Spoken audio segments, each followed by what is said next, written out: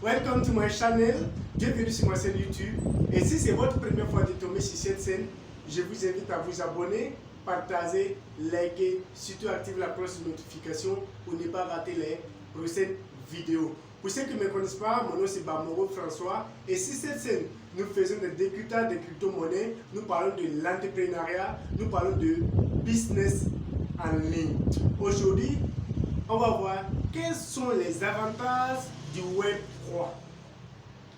Bien avant, excusez-moi, mon bureau se trouve devant la grande voie, donc excusez-moi du bruit. Vous savez, la technologie blockchain est en train de révolutionner l'Internet. En 1984, un informaticien du nom de Kimberly a mis au point un système qui permettait de se connecter à des pages web. C'était le début de l'Internet qu'on appelait l'Internet 1.0. À ce moment, on pouvait se connecter à des pages web. Mais on ne pouvait pas interagir entre nous. C'est-à-dire envoyer des messages, faire des appels vidéo, faire des appels simples. On ne pouvait pas interagir entre nous. C'était simplement se connecter à des pages web.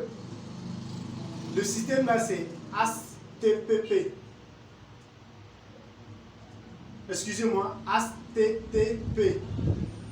Maintenant, vers les années 2000, on a constaté qu'avec l'arrivée des grands géants de l'Internet tels que Amazon, Google et autres, on a passé de l'Internet 1.0 à l'Internet 2.0. En ce moment, on peut s'interagir entre nous, envoyer des SMS, répondre, liker, commenter et j'en passe. Mais le problème est que ce sont les géants qui gèrent nos données.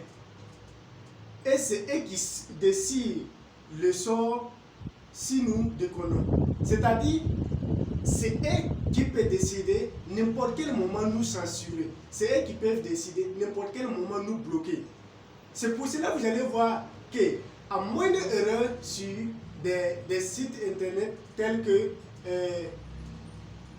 Twitter, on peut bloquer ton compte. Facebook, on bloque ton compte sans ton avis, n'en parlant pas de YouTube. Vous voyez, c'est l'un des inconvénients de l'Internet 2.0. Et en plus de cela, ils vendent nos informations personnelles à des milliards de dollars par an. Ils collectent nos informations personnelles et ils les revendent. Vous voyez? Maintenant, avec l'arrivée de la blockchain, on va passer maintenant de l'Internet 2.0 à l'Internet 3.0, d'où le nom Web 3. Grâce à la blockchain, on aurait des données, c'est-à-dire c'est l'utilisateur même qui contrôle ses propres données. On veut un Internet décentralisé. Parce que l'Internet que nous vivons aujourd'hui est centralisé. C'est les géants qui contrôlent, c'est le gouvernement qui contrôle et ils peuvent décider de notre sort. Mais dans le monde où nous allons vivre, dans le monde du futur, du Web 3, il n'y aura plus de contrôle de nos données. Il n'y aura plus de vente de nos données. Donc, nous serons nos propres gardiens de nos données personnelles. Vous voyez? Et il y a des blockchains qui s'interviennent dans ce domaine, tels que Ethereum, Avalanche, Polkadot, dans les gestions de fichiers, bien sûr. Voilà. Le stockage des fichiers. On ne va plus stocker nos fichiers à l'aide de Google Drive ou des Sandbox ou c'est quoi là, je ne maîtrise pas trop les trucs là, mais on ne va plus stocker nos fichiers ou soit conserver nos fichiers à l'aide de Google Drive. Ça sera maintenant la blockchain, telle que Polkadot, Avalanche, Chainlink, pas mal de blockchains qui s'interviennent à ce niveau. Sauvegarde des données personnelles, interagir entre des blockchains. Vous voyez? Et en ce moment, il y aura aussi des tokens qui seront liés au Web3. Des crypto-monnaies vont naître. Nous avons constaté que, après que nous avons vécu